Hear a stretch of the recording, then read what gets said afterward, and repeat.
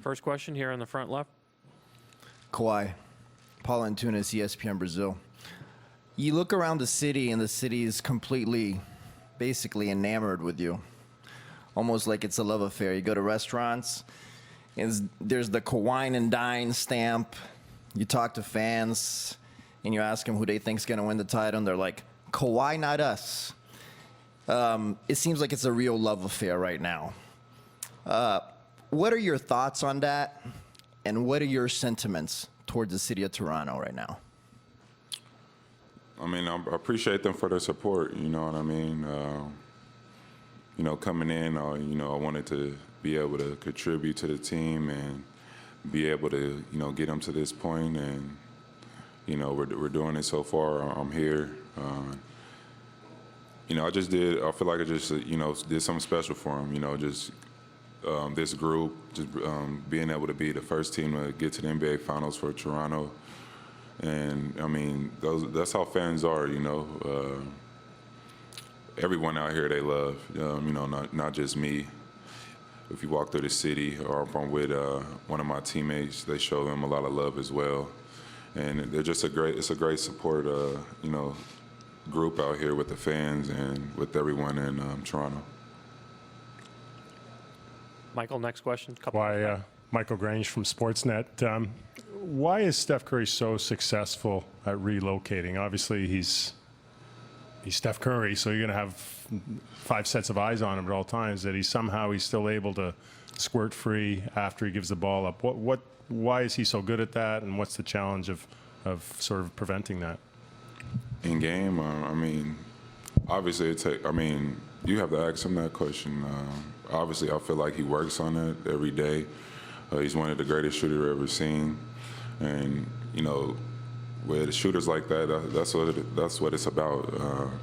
You know, relocating, finding your spot on the floor, and getting to it. And he plays with some talented players, smart players that know how to give him the ball in his spots. And he's a crafty player.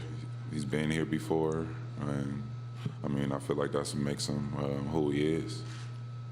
Just to follow up, so when you happen to end up guarding him off the ball, how tricky is it, or what are you trying to do to make sure he doesn't fall out of your line of sight, and that you can kind of follow him to where he's going? I mean, all you could do is just not try to relax, stay locked in on him, chase him as hard as you can, put a hand up, and see where it goes from there, and that's pretty much it.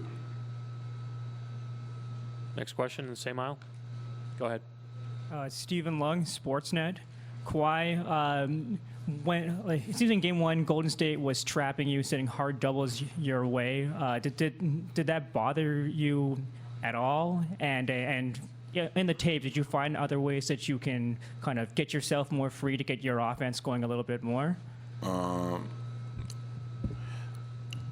come into the game just trying to win, you know what I mean? So if I have my mindset on just trying to score the ball, yeah, it could be difficult, but I'm trying to make the right play out there. And obviously, if it's 2 people on me, somebody's open, or I could create a collapse situation.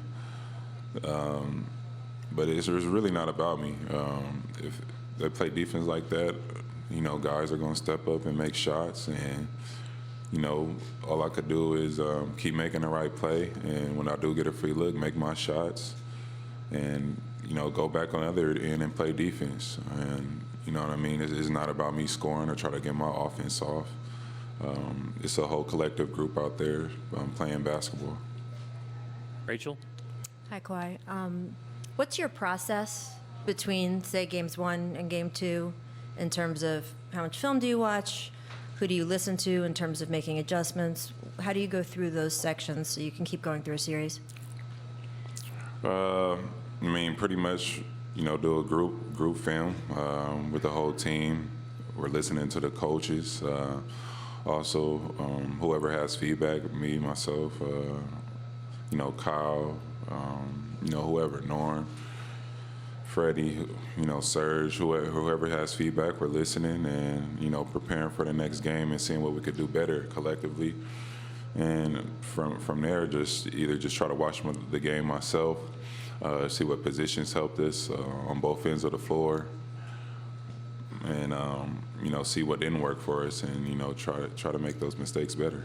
Is there a particular teammate who you said listen from some of the other guys? Is there a particular teammate who's very astute and good at knowing your game and what they see? Probably out of everybody who I talk to about film the most is Kyle. Me and him will watch film or talk to each other, see what we've seen on the floor, either for ourselves or positions to make our teammates better. Gary on the right. Kawhi, Gary Walsh from Boston Globe. You have a never get too high, never get too low mentality on the court. Where did you learn that? I mean, it's all the way back with the Spurs when you guarded LeBron. You had no emotion, no reaction. You just did your job. Where did you get that from? Probably just growing up playing basketball. That's all I could say. And just being in those experiences like you named. Just going through that whole season, just coming right in as a rookie probably helped me just guarding the best player every night. Just always wanting to win.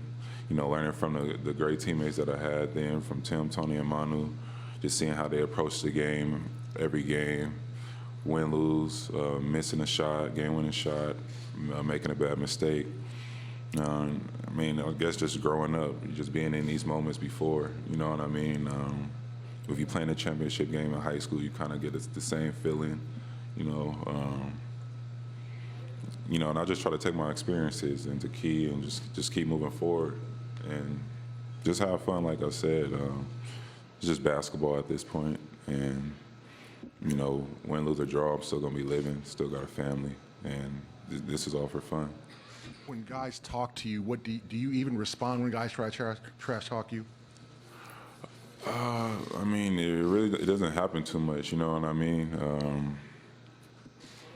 I really can't say it happens. Marc, next row back.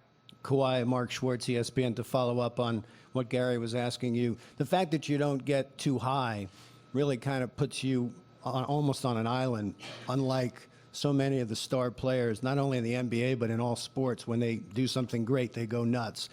What is it about you that doesn't make you go nuts when something crazy happens in a game, and how does it help you to stay on that even plane that you do?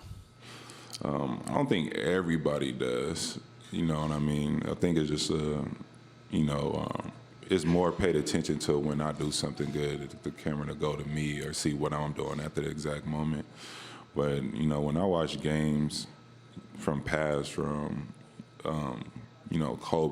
or, Shaq or Mike, they always just go nuts, you know what I mean? They make big shots and sometimes just pump their fists and walk back to the bench. So I just think because I really don't do it a whole lot like everybody else.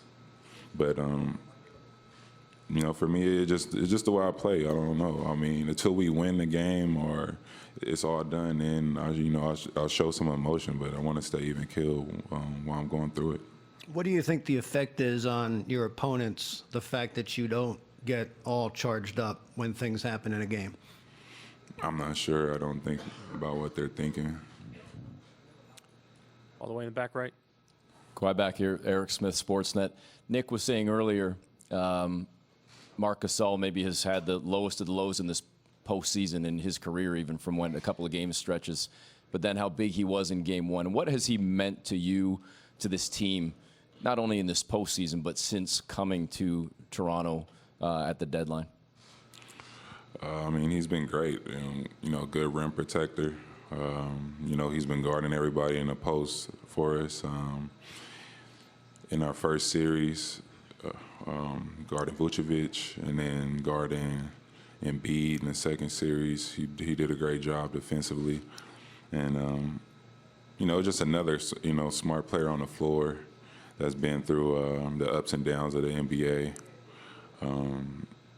Veteran guy, like I just said, just ready for the moment, really. And, him be able to, orchestrate the offense at the top of the key, able to shoot the three, it helps everybody. He's just playing well on both ends of the floor.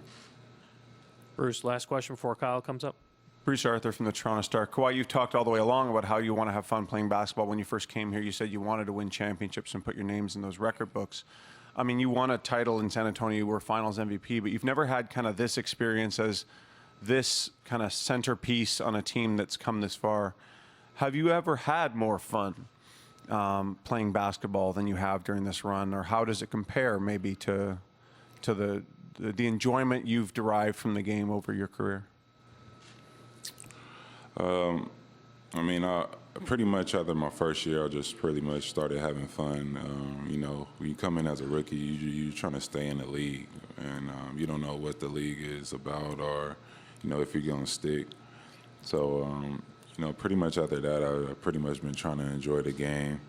I mean, obviously, it's a lot more fun when you're getting plays called for you and, you know, you're able to live your childhood dream and being able to, you know, shoot the ball, you know, 20 times a game. The offense is coming towards you rather than, you know, just being out there doing one job. Because, you know, when you first come in as a rookie, unless you like a top 10 player, you're really not going to touch the floor a whole lot or get the, you know, offense ran through you. So that kind of, you know, throws you off, or, well, for me, just like, you know, puts you in a box for somewhat. So you got to figure out ways to have fun. And, you know, like I said, being a child, I didn't envision myself just being in a box in the NBA. So, you know, once that time comes, you know, I feel like you're just having more fun and you're able to, you know, experience the game and grow as a player. You know, either making plays, seeing double teams, and finding other guys. Just, you know, it just gets more fun. You're able to do a lot more. So, by that division, has it ever been more fun for you than this run with all the stuff you've gotten to do with the shots against Philly, the Milwaukee series, all of that? I mean, I feel like I made some big shots in my career before. I mean, obviously not like the ones now, but I mean, it's been fun. I can't complain about my career. I had a great time where, you know, each step of the way. I have fun with my whole journey. Thank you. Thank you, Kawhi.